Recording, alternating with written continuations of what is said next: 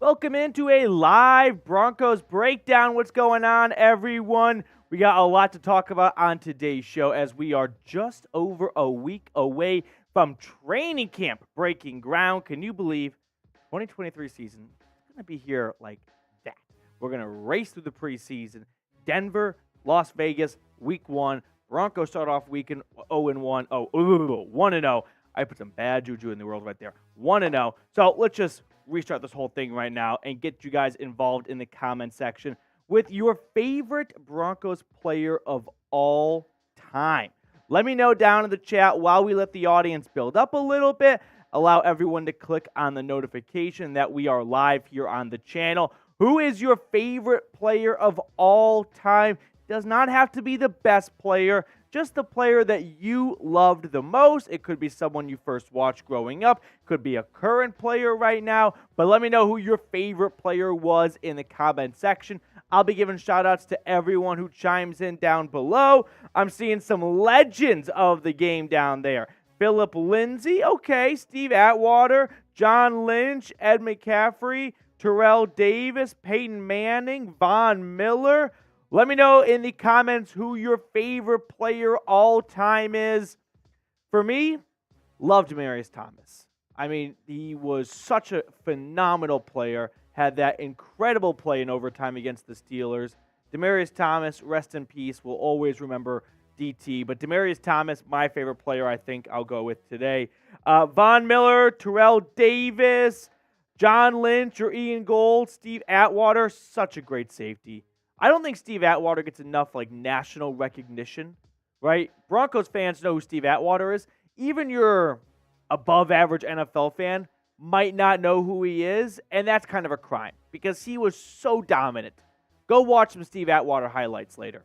Just a good reminder to how good he was at the safety position. Russell Wilson, Pat Surtain, we got Carl. We got a lot of great players in the chat right now. Champ Bailey, Rod Smith. Okay, while you are peppering your favorite player, shout out your city. Let me know where you are watching from. I drew someone offsides already because I saw Salina, Kansas in the chat. And false start, can't jump the gun too early. But now I want to know where you are watching from today. Shout out your city in the chat. We'll keep the shout outs going to everyone who partakes in the live chat as we get everyone filed in for this live Broncos breakdown. We got McKinney, Texas from Big Phoenix. Just up the road from us here at Chat Sports, downtown Dallas is the headquarters. We have Connecticut in the house, Chico, California, Fayetteville, North Carolina. We have Ontario, Canada, Lakewood, Colorado, Des Moines, Iowa, Denver, Bentonville, I almost combined those two, Madison, South Dakota, Colorado. We've got, I'm not quite sure, Kansas City, Missouri from Combat Wombat. So let me know where you are watching from. Always good to see how big and wide Broncos country stretches because it's exactly that, a country. It is not Broncos Village. It's not even Broncos Town. It's not even Broncos State. It's Broncos Country. Nebraska, Columbus, Indiana. We've got Park City, Utah, Hawaii in the house, Chino, California. Let me know. We've got Colorado from Carlos, Fort Worth, Texas, all over the country. You love to see it. Now, some actual football conversation I want to have here, believe it or not. When it comes to the former second-round pick out of Penn State, are you out?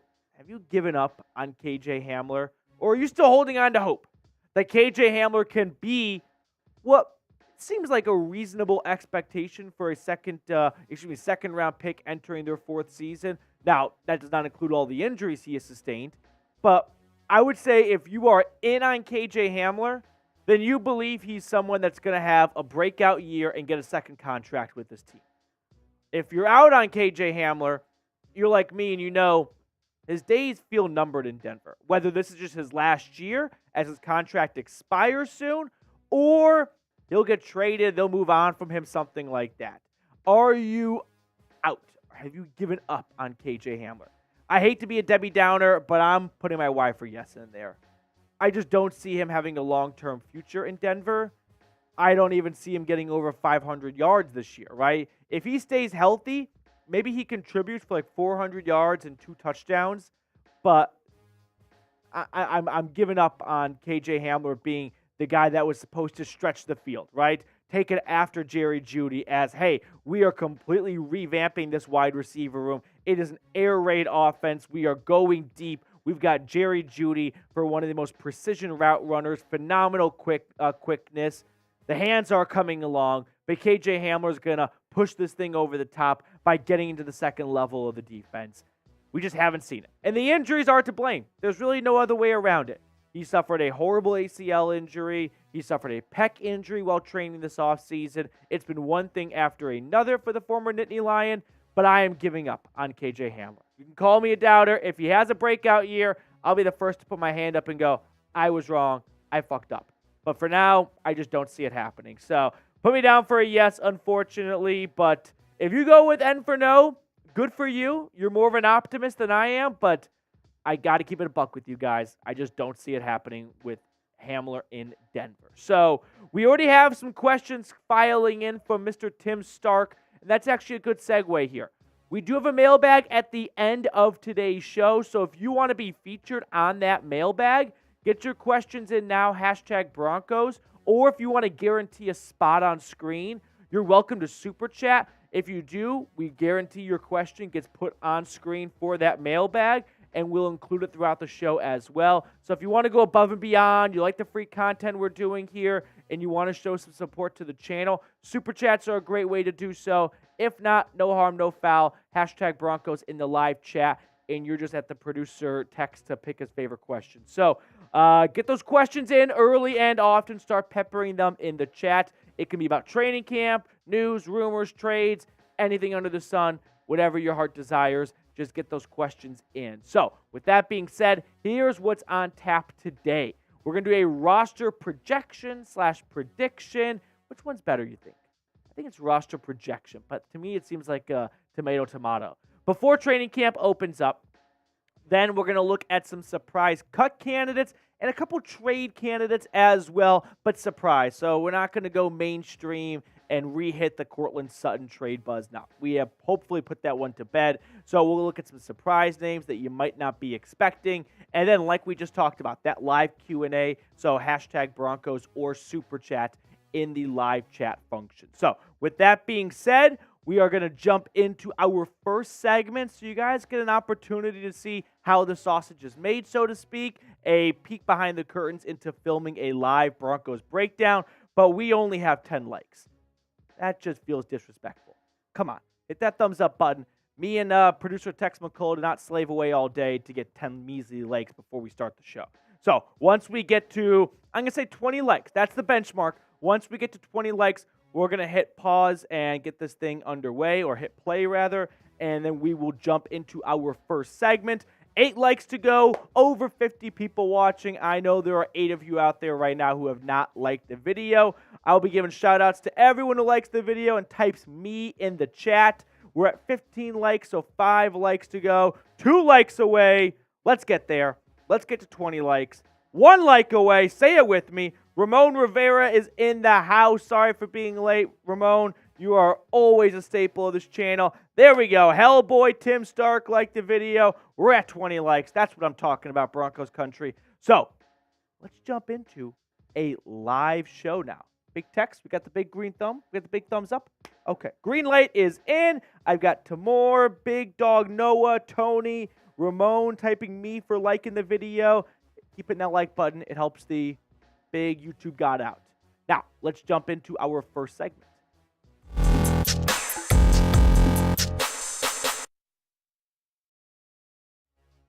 Coming up on today's show, we're going to peek at a little early roster prediction going into training camp. I thought this could be a good refresher for everyone, a bit of a primer, if you will, of what's at stake here. Well, there's 90 guys for 53 spots, and that's what the next 6 weeks is all about. So we're going to look at some players I think that are on the bubble, some guys that would be some interesting cuts, but ultimately I'm going to crank out 53 players that make the final roster. So let's not wait any longer. Let's get into George and Sean Payton's job and start filing names on a sheet. And my first spot is the quarterback room. So Russell Wilson and Jarrett Stidham are going to make this roster. There's just no other way around it. And then I have Ben DiNucci making the practice squad over Jarrett Guarantano. That's really the only battle you're watching in the quarterback room. We know what they gave Russell Wilson, so ignore him for a second. But they gave Jarrett Stidham a 2-year, $10 million contract.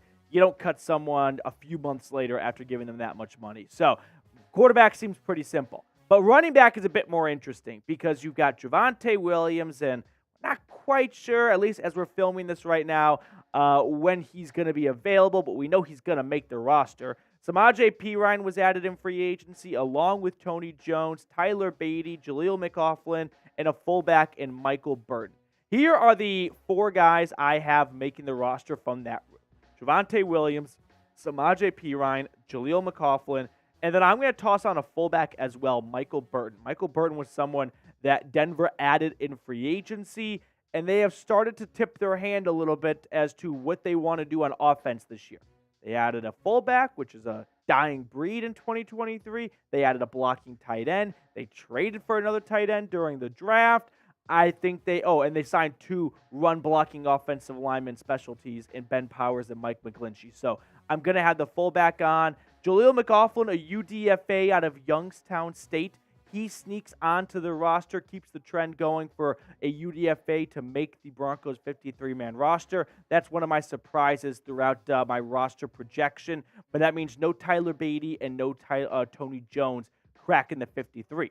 Now, speaking of Javonte Williams, if you think he's going to have a bounce-back season, or whether you think it or not, let's get some good vibes going here, right? Let's show 33 Broncos Country is supporting him. Make sure to like the video. That way, if he comes across this, he's going to go, damn, we got like 500 likes on this video. That's 500 people out there that have got my back and are pulling for me this season. So if you've never liked a video before, this would be a good time to do so.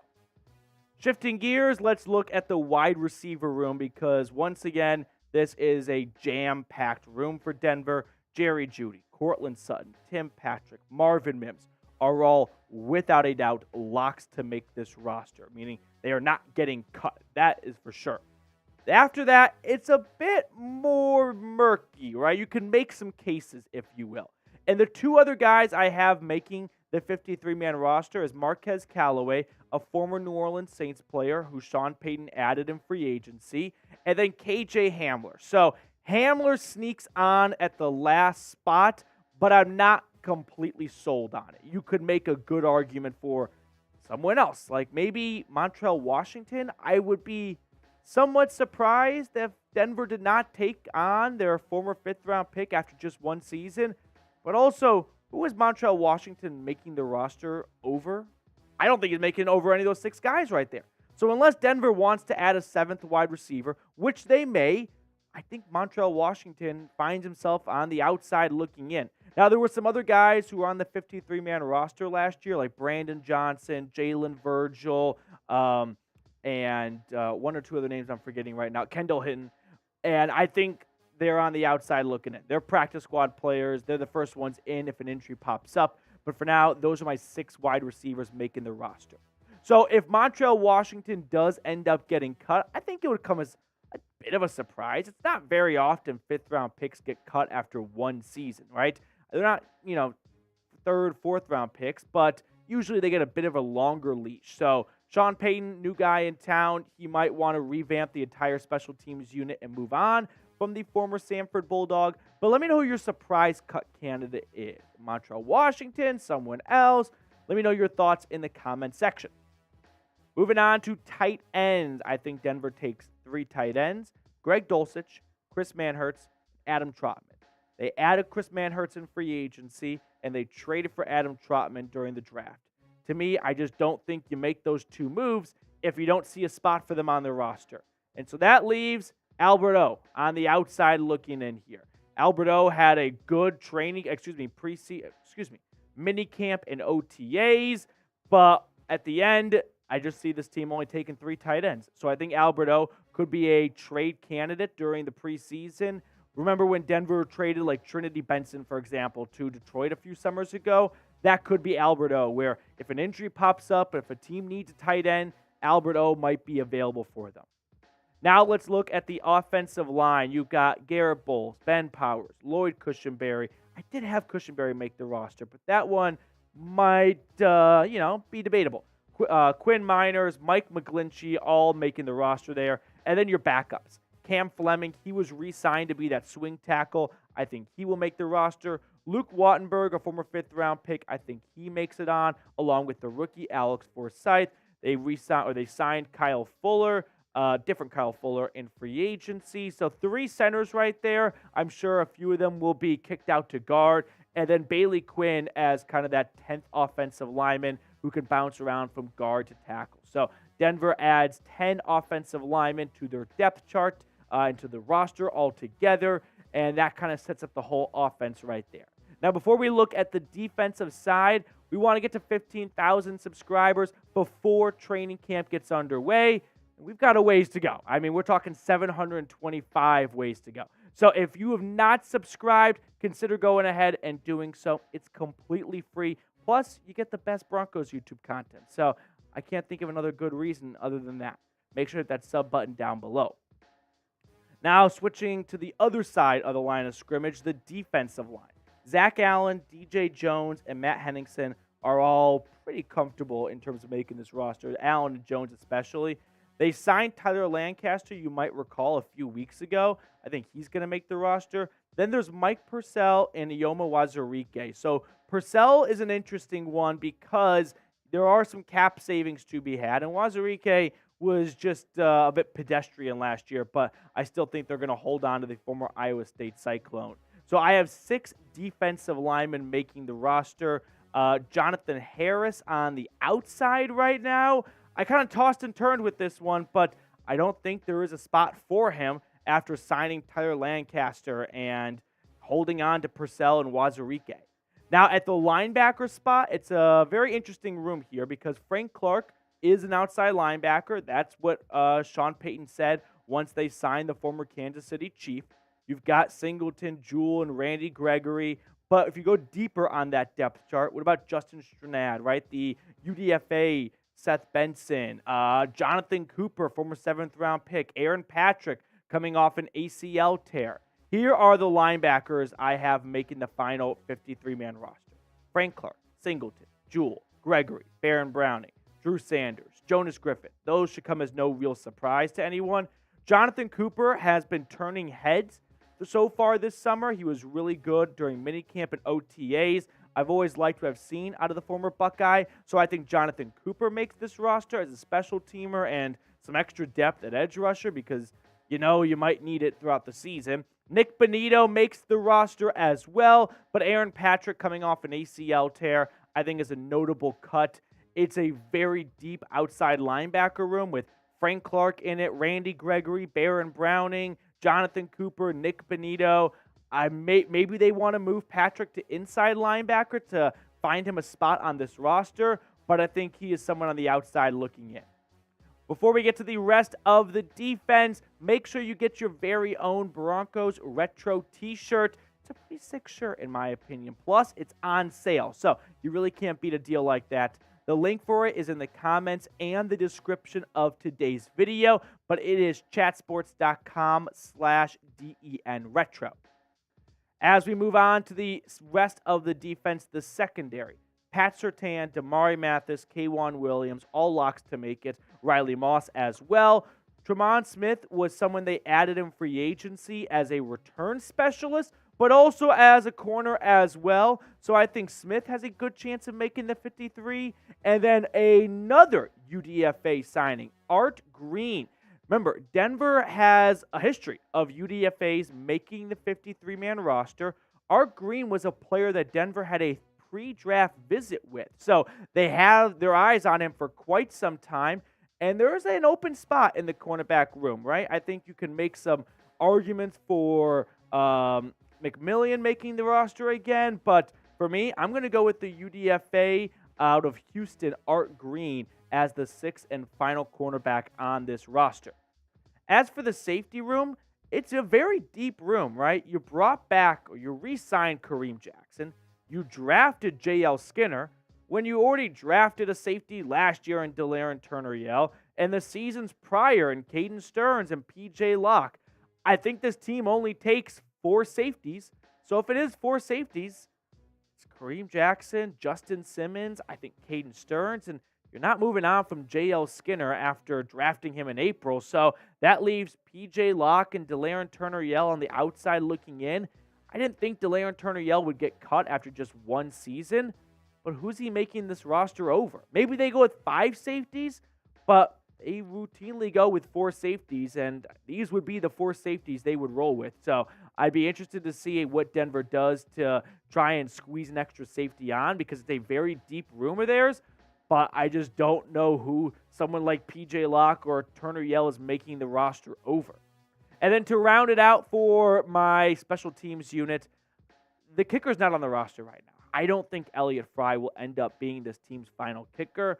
All it takes is one bad preseason game for them to open up the search once again, bring in some more veterans and whatnot, and I think one of those guys would end up being the kicker for this team. So put me down for TBD at kicker, because I don't think it's going to be Elliott Fry. He's just too inexperienced for my liking. Riley Dixon was someone they added in free agency, and then remember they brought on Mitchell Fabioni in the middle of last season, and he is this team's long snapper. So those are the 53 players I have making the 53-man roster going into training camp. But a quick reminder, injuries happen. No one saw Tim Patrick going down. But Tim Patrick did go down last year during camp. So what does that mean? A wide receiver gets to make the roster that wasn't going to make it before, right? Spots open up. Injuries pop up. So right now it might feel impossible to try and envision a world where some of these bubble guys make the roster. But inevitably, we know injuries are going to happen, and that's going to create an extra spot or two, and that's where some of these guys on the outside looking in end up creeping onto the 53-man roster. Time for my summer hot takes as we make our way towards week 1. We are filming today's show during our live show, which airs every single Tuesday at 3 o'clock Mountain Time. So I'm trying to project or follow the weatherman's projection for the weather reading today, which said it was going to be 90 degrees. So 90 degrees gets us right at that first take, hot sand take. And I couldn't think of a great first take, so I decided to go with the hot sand take, but make sure extra hot sand. So mine is the Broncos make another trade before the season kicks off. I know people get a bit tired of constant trade talk and whatnot, but to me, Denver just feels too deep at some positions that they don't need that many guys at. So I think wide receiver is a prime example of, is Denver going to be a top 10 passing team in 2023? Probably not. So do they need to be 7 or 8 deep at wide receiver? Probably not. So I think you might see a wide receiver get moved or some other position, but the Paytons, I think, are good for one more trade. Sean Payton has always been someone to, not sit on his hands. He's a very active coach/GM, and well, we know George Paton is not afraid to make trades either. He has made a handful throughout the season. Remember last year, Malik Reed got traded to Pittsburgh right before the season started. So I think you might see another trade pop up over the next few weeks. Have you given up on KJ Hamler? Let me know what your thoughts are in the comments section below. Very curious what everyone is saying when it comes to Mr. Hamler. If you have given up on him or not. Because for me, like I said at the top of the live show today, it just feels like his days in the Mile High City are numbered. So I don't think we're going to see KJ Hamler on this team for much longer. He is definitely someone that could get moved as training camp gets underway, injuries start piling up at other teams, and they give Denver a call and go, do you really want KJ Hamler as your wide receiver 5? He'll be our wide receiver 3 if you give us Hamler, and we'll give you a 6th-round pick. And I don't really see why Denver would say no to that, in my opinion, unless they think KJ Hamler is truly about to turn a corner.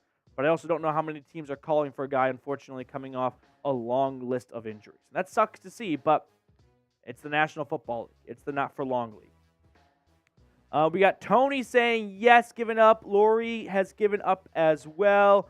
Garrett Ringy as well. Broncos fan 8823 says no. We've got Michael Montoya in the chat tuning in from Pueblo, Colorado.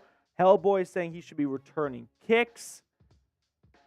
Maybe, yeah. I mean, he's got the speed. I don't really see, too many issues with that idea. Ivan says yes. Keanu says yes. John says yes. So if you've given up on KJ Hamler, I know this is a lot of, rain cloud negative talk, but it's not all roses. And I just don't see Hamler sticking around for all that much longer, unfortunately. But with that being said, we are going to switch gears and jump into our second segment today, which is all about surprise cut/trade candidates. We also have the mailbag afterwards, so start getting those questions in, #Broncos. Or if you love the free live content we do here and you want to guarantee a spot on screen, you're welcome to Super Chat. They're always greatly appreciated, and we'll toss that on screen for everyone to see guaranteed. But at the very least, like the video. Okay, that's my YouTube promotion stuff. I've got to do it. Otherwise, I get a nice nasty slack from my boss, and that's never fun for anyone. So, like the video. We're at 39 likes. We'll start the next segment once we get to 40 likes. We are 1 like away from 40. A nice even number as we talk about trade/surprise cut candidates. So, once we get to 40, type me in the comment section. There it is. 80 people watching, 40 likes. File that under things you love to see. Big Tex, we ready for segment number 2? I got the thumbs up. Let's talk about some surprise cut/trade candidates now. Welcome into the Broncos Breakdown by Chat Sports. Matthew Peterson here. Happy to be with you guys talking about some surprise cut/trade candidates. This type of video always gets the comment section riled up, but I think people forget the first word. Surprise! Like, this is not me saying these are going to happen. These would be surprises, which means they are not very likely, but they're not out of the question. So, I've got 5 guys that might get cut, that might get traded, going into training camp and maybe in the early stages of camp as well. But let's get started with my first candidate, and this would be more of a trade, and that is KJ Hamler. So, if you don't remember, a few weeks ago, Denver and KJ Hamler agreed to restructure his contract by adding some incentives, which I'm sure Hamler loves to see, right? If he's able to reach some milestones, he's going to get some more money in his bank account. But the team also added some injury protections to protect themselves in case, unfortunately, another injury strikes. If you don't recall, Hamler suffered a torn pec while training in March. It was a long list of injuries, and it sucks to see. It's a real bummer. He suffered a major ACL and hip injury 2 years ago. He fought his way back from that. Last year, he really wasn't 100%. We kind of see him go back and forth between the active roster and missing some time as he continues to get back to 100%. And then this year, he suffers a torn pec while working out in March. He has played less than 50% of games so far in his 3-year NFL career. In the Broncos wide receiver room, it's pretty jam-packed. I mean, KJ Hamler doesn't even have a spot at the table at the top 4. I think it's Jeudy, Sutton, Patrick, and Marvin Mims. So if KJ Hamler is a wide receiver 5 on Denver, and we're into preseason and another team suffers an injury at that position, wouldn't that team make a lot of sense as a KJ Hamler trade destination, right? I mean, he has shown some good moments in his career. 620 yards and 3 touchdowns. The issue has always been lack of availability. But if KJ Hamler is going to be a wide receiver 5 for Denver, and another team has a couple of injuries pop up at wide receiver, and Hamler could slide up to wide receiver 3, this could be like a Trinity Benson trade in my eyes. I think a trade happens at some point with KJ Hamler. I know no one likes to talk about trading players away, but this is just my opinion, and it's the reality of he is towards the bottom of this team's depth chart. So if a team is willing to throw a pick Denver's way for the Broncos wide receiver 5 who will hardly see the field, I'm sure George and Sean Payton won't think that long on it. So I think at some point Hamler does end up getting moved. The only thing that could drastically change that is if Denver has a rash of injuries at the wide receiver position and they can't afford to move on from another player voluntarily. But let me know, have you given up on KJ Hamler? Be honest with me. I have. I just don't see him having a long-term future in Denver. It's all to injuries to blame, and that sucks. Injuries blow. They suck. Everyone hates them, but it is the NFL, and it's not unique, and it happens all the time, and it's a big-time bummer, but it's the reality of the situation here. So for that reason, Shark Tank, I'm out. Second player that could be moved, and this would be a cut candidate in Mike Purcell. So this would be year 2, I think, of talking about maybe Purcell being cut before the 53-man roster cutdown day. But there are some savings to be had. $3.5 million by moving on from him. And so that's a good chunk of change for someone that Denver might not view as a starting caliber player anymore. Last year for the Broncos, he appeared in all 17 games, but he only started in 4 of those games, which was a career low for him in the Mile High City. PFF ranked him as one of the better interior defensive linemen, though, 42 out of 127 qualifying players. So this is not a Mike Purcell sucks, let's cut him conversation. This is a, hey, $3.5 million are decent savings for a guy that might be a backup on this team. So Purcell last year, in case you're not familiar, 45 tackles, 1 tackle for loss, 1.5 sacks. I think that 1.5 sacks was at least a career high in Denver. It might have been a career high altogether, and 0 forced fumbles. But when I look at Denver's defensive line depth chart, this is a room I'm very excited to watch for in the preseason, because the only things I can say as facts are Zach Allen and DJ Jones, if healthy, are starting week 1. After that, it's a big guessing game, right? It's definitely a training camp battle. Will it be Jonathan Harris? Will it be second-year player Matt Henningsen? Will it be Tyler Lancaster, who they added in free agency? Could Mike Purcell make some noise and move up the depth chart? This is a training camp battle to watch for. Who will start on the defensive line opposite Zach Allen and next to DJ Jones? I personally would hold on to Purcell. I think the depth at the defensive line is a bit shaky.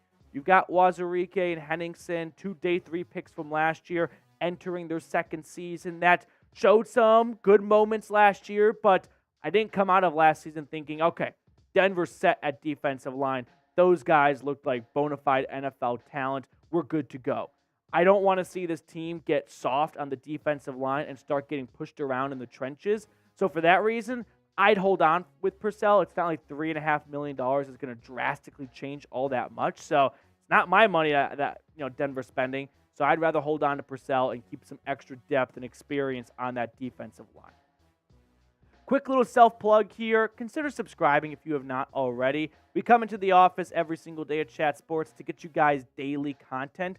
So if you're looking for a daily Broncos YouTube channel, this is the spot for you. We're always putting out fresh news and rumors, breaking down this team, going into the weeds, talking X's and O's. And if that's the kind of thing you're looking for, then this is the channel for you. So please consider subscribing down below, because the more subscribers we get, the more studio space the Broncos Breakdown gets here at Chat Sports. And that means more videos for you guys. So it's a pretty good circle of life here within the walls of Chat Sports. The third candidate to either get traded or cut, but Nik Bonitto. This is definitely, going to get some people sitting up in their chair. But just kind of stick with me at least for 60 seconds, and then you can bash me in the comment section. But I'm going to talk about Nik Bonitto because the former second-round pick was, let's be honest, relatively underwhelming last year, especially at a position where if you were good, you would get playing time, right? Randy Gregory missed majority of the year. Bradley Chubb got traded halfway through the year. So both of your starting outside linebackers were off this roster or inactive at whatever at some point, and Bonitto never really made much with that opportunity. He was limited to just 35% of defensive snaps last year. He was a healthy scratch at some points, and PFF ranked him as the 106th qualifying outside linebacker out of 119 players. This is a long shot because you don't move on from second-round picks after just bad rookie seasons. That's not why I'm advertising this, right? There are a lot of rookies who don't have great years. You don't just say, well, cut them or trade them because year one was not good. No, if that was the case, no rookie would really stick on for very long. At least majority would not. But because you have Sean Payton now, and he's going to have a lot of say in this roster, I would not be blown away if Sean Payton steps into, the war room when they're trying to cut down this roster, and he goes, hey, I didn't pick Nik Bonitto. He hasn't been good so far, at least last year. If he's had a bad camp so far, why are we holding on to this guy? Just because you screwed up in your draft last year doesn't mean I have to be tied to him. So if Bonitto has a bad training camp and a bad preseason, I would not be like, whoa, you could not see it coming, shocked if Denver moves on from him after one season. Like, it's a long shot, no doubt about it. But I've seen crazier things happen. Bonitto was, we'll throw his stats on screen, pretty milquetoast his first year. 14 tackles, 1 tackle for loss, 1.5 sack, 1 forced fumble. He had a great game against the Cowboys in the preseason, if I remember correctly. I think it was the Cowboys game. But unfortunately, we just did not see a whole lot of him in the regular season. I think it was the Jags game in London when he got that sack. But outside of that, we just did not get a whole lot of, Boomer Sooner on the screen. Fourth player we're going to talk about is Albert Okwuegbunam, the former Missouri Tiger. This could be This could be a trade or a cut. A trut, that's what it's called. So he's competing for that tight end 2/tight end 3 spot with Chris Manhertz, who they signed in free agency, and Adam Trautman, who they traded for during the draft. He was with the New Orleans Saints. So if you know that was a Sean Payton trade right there, and I'm guessing if Sean Payton signed Chris Manhertz and traded for Adam Trautman, he wants those two guys on the roster. And Greg Dulcich is making this roster, so just like that, Albert O might be on the outside looking in. This is how about this? The moment a starting tight end or tight end 2 gets hurt in the preseason or training camp, and that fan base goes, who's the tight end we could trade for?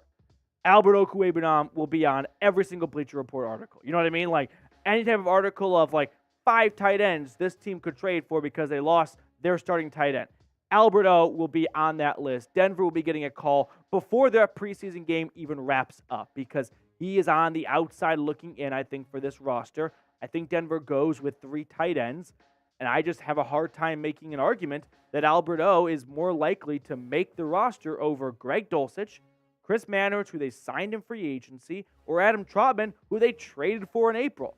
Unless Albert O lights the world on fire during training camp and preseason and makes it impossible to cut him, I think he could be on the way out in Denver. Before we get to our last candidate, make sure you get yourself your very own Broncos retro t-shirt. The sale continues, but it won't last forever. So if you have been a procrastinator like myself, don't put it off any longer. Go to chatsports.com/DENretro. That link's in the comments and the description of today's video.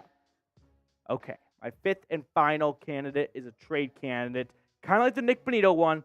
Just give me 60 seconds to explain myself, and then you can rip me a new one in the comment section. But this would not be a cut candidate. This would be a trade candidate.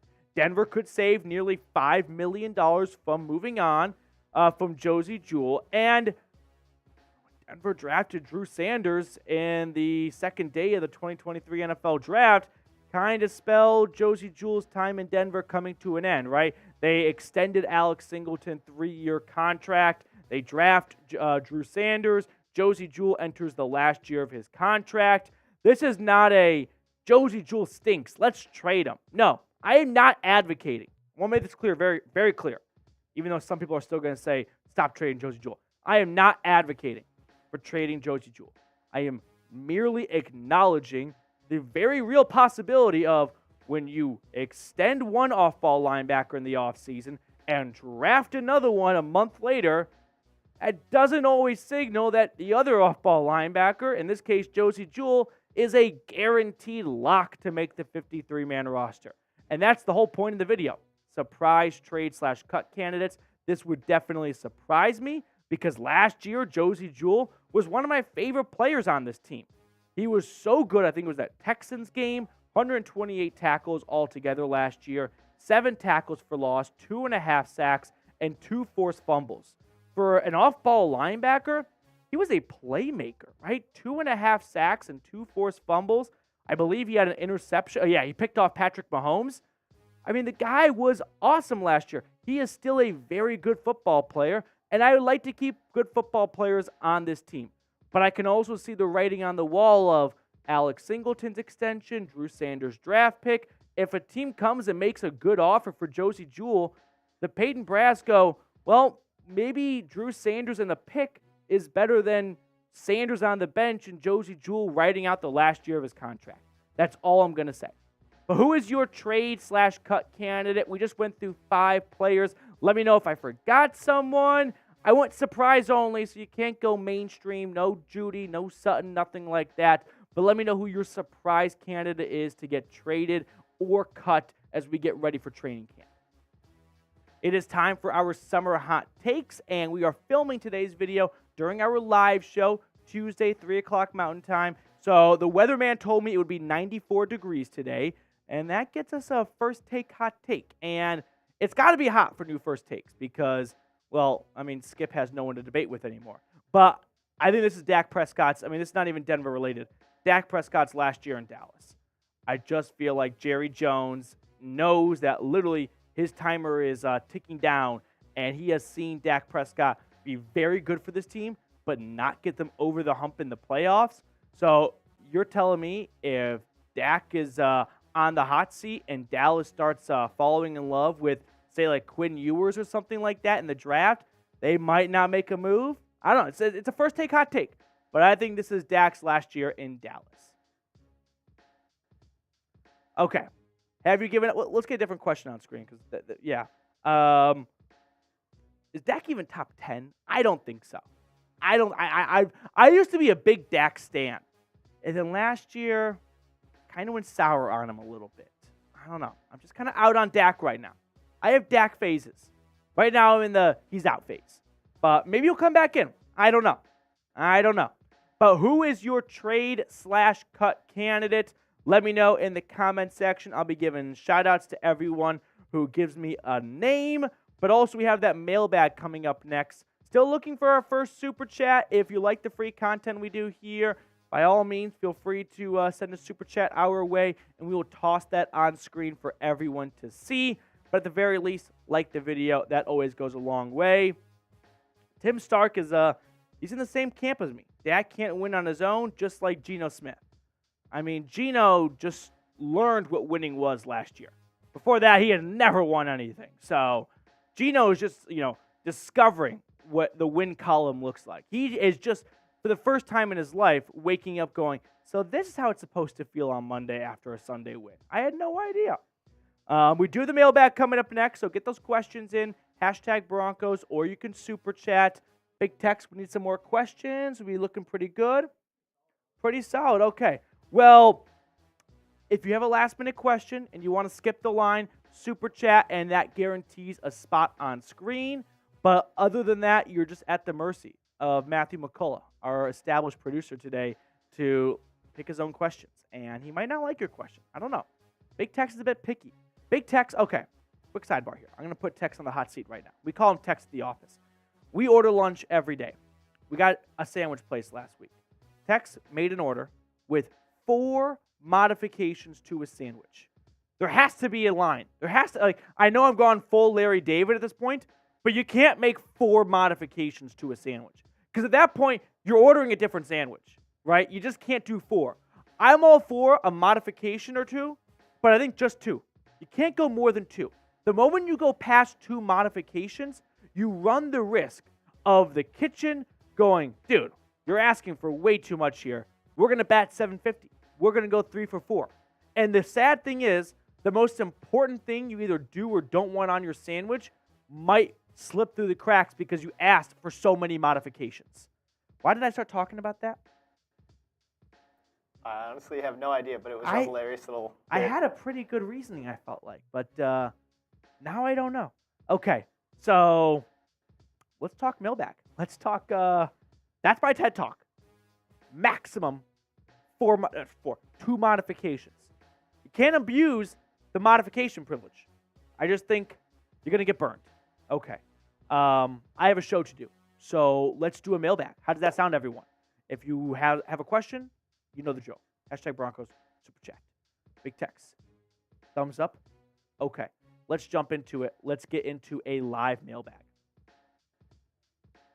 We've got a live mailbag coming your way on today's show. So welcome into the Broncos Breakdown by Chat Sports. Thanks for hanging out with us today. We're going to answer questions that were asked during our live show, which airs every Tuesday at 3 o'clock Mountain Time. So our first question comes in from Broncos fan 8823. If Russ returns to form, can the Broncos win the division? Yeah. If Russell Wilson puts together a 2020 season this year, 40 touchdowns, 10 interceptions, those are numbers that any team can win the division with. So, yes, if Russell Wilson gets back to his Pro Bowl form, his top 10 quarterback status, if the defense plays like it did last year, and you have a top 5 head coach in Sean Payton, I know it sounds crazy to say out loud because a certain team in Kansas City is in this division, but yes, if you get 2020, 2019 Russell Wilson, this team absolutely can win the AFC West. Keanu, that's a tough name. We're going to stick with Keanu. What undrafted free agent Broncos player do you think would help the Broncos succeed? What about the running back, Jaleel McLaughlin, out of Youngstown State? NCAA record for rushing yards across all NCAA divisions. Talk about helping the Broncos succeed. If Javonte Williams needs a week or two at the start of the year to sit out and get back to 100%, Samaje Perine is not a bell cow back. So if you can get McLaughlin and Samaje Perine holding down the fort until Javonte Williams is 100%, that would be a really big one. Another one, PJ Mustipher. That's Sam Mustipher's brother. He's a defensive tackle, UDFA out of Penn State. I just feel like this defensive line for Denver is missing some oomph, right? I just don't know if there's a bad motherfucker on this defensive line. Someone who's going to get down there, get in the trenches, and do the dirty work, right? Blow up offensive linemen, make plays for other people, be unselfish on the defensive line. So PJ Mustipher would be another name to watch for. Combat Wombat, what's going on? Should we do more of a multiple/hybrid front with the additions on defense? 4-3, 3-4 to get the BRS. I don't know what BRS is, Combat Wombat. But I did find it interesting that when they signed Frank Clark, they said he's going to be an outside linebacker. And it's like, okay, you're kind of like, if everyone's healthy and if everyone's playing at their full potential, Frank Clark, Randy Gregory, and Baron Browning, you want them all in the field at the same time, right? That would be ideal. And so if that's the case, maybe Combat Wombat, you're onto something of Frank Clark gets kicked down to 5 technique or, outside defensive end, and that's where he goes. So you kind of redo your front 5 a little bit. But if everyone's going 100%, yeah, I could see there being some different fronts up front like you're talking about with hybrid fronts. Russ and Bus, what's going on? Which player has the most to prove in Broncos training camp? It's a good question. Most to prove? Let's go with Lloyd Cushenberry. He has a starting job to hold on to. That's a lot to prove, right? And you could make an argument for defensive tackle because after Zach Allen and DJ Jones on the defensive line, I don't know who's starting. Is it Jonathan Harris? Is it Matt Henningsen? But I'm going to stick and stay on track with Lloyd Cushenberry because I think Cushenberry is in a very peculiar spot where last year he was more or less a healthy scratch for a good stretch of the season. And then Sean Payton comes in and is singing praises about him. But they also signed a center in Kyle Fuller, and they drafted a center in Alex Forsyth. So Cushenberry needs to fend off 2 guys trying to take his job. But who do you think needs to have a strong camp? I'm going to go with Lloyd Cushenberry. I think he needs to show that he can still be a starting center on this team. But let me know who your thoughts are in the comment section. We got Rakeem Brown, and then we got a super chat we'll throw on screen next. But will Frank Clark give us 8 sacks? Could we have a top 7 defensive line? Yes. First question is, Frank Clark can give you 8 sacks. He put up 5 sacks last year with Kansas City. but I think he can be an 8-sack type of player, right? As for will this team have a top 7 defensive line, like I was alluding to earlier, like let's say everyone hits. Let's say Zach Allen follows Vance Joseph to Denver, and he had 5.5 sacks last year for the Cardinals, and he explodes for 9 sacks, okay? Let's not, 10 sacks. He doubles his production. And you get 8 sacks from Frank Clark, and Randy Gregory lives up to his contract, and Randy Gregory chips in for 9 to 10 sacks. And if Baron Browning chimes in for 5 sacks, and I think that's pretty much all the big pass rushers right there. Top 7 is an interesting way to measure defensive lines, but I think if all those guys in a perfect world have, the best season of their lives, and it's not asking too much, not crazy outside expectations, yeah, I think this team could have a top 10 defensive line, but you need a lot to go right for that to happen. Ramon Rivera, we'll get that super chat on later on in the show. What's your confidence in Randy Gregory to stay healthy and have a 5-sack season? By stay healthy, do you mean like play all 17 games? Because if we're asking for all 17 games, that would be a first of his NFL career. I'm not very confident. But if we're saying, hey, can he play 15-plus games, like maybe misses a game or two? I don't know. 15-plus games, probably like 70% confidence rate. That seems even high for me. I've been a bit of a doubter for Randy Gregory the last couple of weeks and months and whatnot, but I just have so much reason to back that up. Can he have a 5-sack season? I sure hope so. Otherwise, he is 2 years and done in Denver. If he follows up this year with what he did last year, yeah, he's not going to stick around for that much longer. Garrett Ringy, what's going on, dude? If we traded Jewell, could we get like a 3rd-round pick or 4th? You could get, I think, a 5th for Josey Jewell. Malik Reed was traded for a 6th and a 7th-round pick swap. Josey Jewell was much better than Malik Reed, so I think you could get a 5th for him. A 3rd for an off-ball linebacker in the last year of his contract, not happening. A 4th would be intriguing. I think you only get a 4th if Josey Jewell's having a fantastic start to the season and you trade him in October to a contending team. But if you trade him in August, you're getting a 5th, maybe. Off-ball linebackers are just not that coveted anymore, so that's kind of my best stab at a Josey Jewell trade compensation. Make sure to subscribe, by the way, if you have not already. We're going to get you guys all sorts of Broncos content all year long, from news, rumors, mailbags like this. So if you're looking for a one-stop shop when it comes to the Denver Broncos, this is the channel for you. Make sure you hit that sub button down below and lock yourself in for the best Broncos content. Rakeem Brown, what's going on? Can J.L. Skinner play in the box while having Simmons and Jackson on the field? J.L. Skinner knows how to lay the wood. He is a hard-hitting safety. Now, he did suffer an injury during the combine, and he likely will start training camp on the PUP list, but I wouldn't be shocked if J.L. Skinner does dip into the box a little bit. I don't know if they're going to come out with a whole bunch of 3 safety sets to get that done, but yeah, I think J.L. Skinner could be someone that dips down below towards the line of scrimmage, and he's just there to be a football player, right? To just tackle and blow up plays and whatnot. Jace Bear, what's going on, dude? Where do you feel like the offense and defensive overall ranks will land this year? Offensive, okay, let's just go points per game and points allowed to figure out our rankings here. Offensive points per game, last year they were 31st, I think 30th, somewhere in that range. I think they'll go up to I think this team is going to be like 16th-ish on both sides. I think the defense will take a bit of a step back because, one, it's very difficult to have consistent defensive play year in and year out. 2, you lost your defensive coordinator in Evero and Bradley Chubb midway through the year. They had some great pieces still.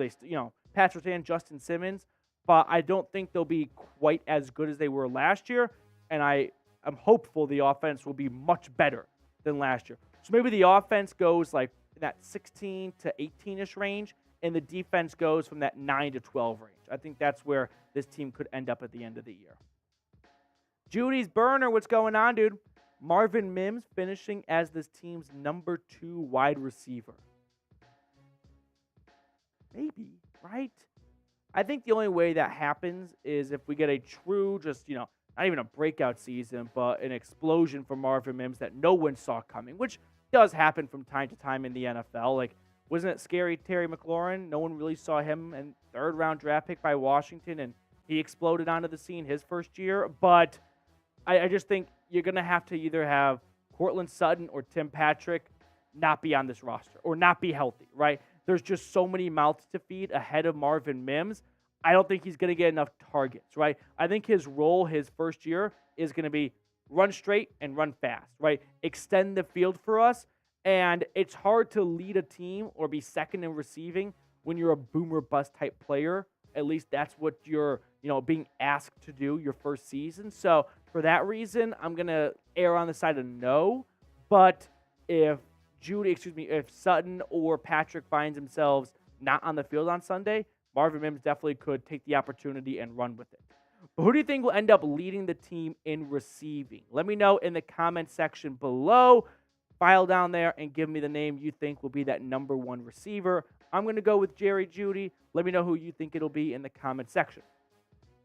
Broncos fan 8823, and then we'll get that super chat. You can just manually build it. Okay.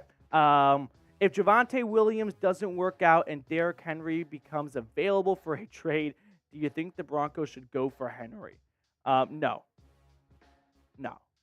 Why? Because Derrick Henry has 1 year left on his contract. Is Denver one running back away from winning the Super Bowl this year? No. Like the Buffalo Bills, I could see making some sense there because they could really talk themselves into this is the missing piece on our defense, right? But Denver, no. I do not want to see them give up assets for Derrick Henry, who will be phenomenal for them, but Derrick Henry has been phenomenal for the Titans for a long time, and that has not brought them the Super Bowl. So for that reason, I'm out on trading for Derrick Henry because this 2023 Broncos team is not a Derrick Henry away from doing much. I just don't believe it. So I know that's kind of rain talk because, I'm the one up here saying I don't think they're a Derrick Henry away from going very far, but that's just the way I feel. I think they are further away than just one elite running back because there are a lot of elite running backs on teams, but that's not always the, blueprint for success. But I will add when it comes to the running back conversation, because it looks like the running backs are about to form their own union. I think this is just like my TED Talk now. I think it's kind of a lazy take in sports to go, you don't pay a running back. Okay, are you basing that off of because the Patrick Mahomes-led Kansas City Chiefs had Isaiah Pacheco, a 7th-round pick, lead them in rushing to win a Super Bowl? Cool. So everyone needs Patrick Mahomes then, because that's how the Chiefs won, right? So if you don't have a superstar quarterback, you need superstar players elsewhere. So if you want to make up for it in a run game, by all means, go knock yourself out. I don't think that's a bad approach if you don't have a Patrick Mahomes. Not everyone has a Patrick Mahomes or a Joe Burrow or a Josh Allen. So the rest of the teams, they got to put together a different formula and blueprint for winning, right? A different path. And that might be through a superstar running back. Just because the Chiefs and Tom Brady won Super Bowls with cheap running backs doesn't mean that'll work for everyone else because they have Patrick Mahomes and Tom Brady. So I think the idea of don't pay a running back. Now, sometimes you have to pay a running back if you don't have Patrick Mahomes. That's that. Super chat coming in from Moses. If not a quarterback, should we trade up for an edge rusher? If not a quarterback, I'm assuming we're talking about the NFL draft here. So if I'm going to go under that pretense, if we are talking about the draft, I mean, that's a long ways away. But I'm blanking on his name, but the fella from Ohio State, he would be a very fun pick for Denver if they don't end up going quarterback, which no matter how this year plays out, Russell Wilson, I think, will be on this roster in 2024.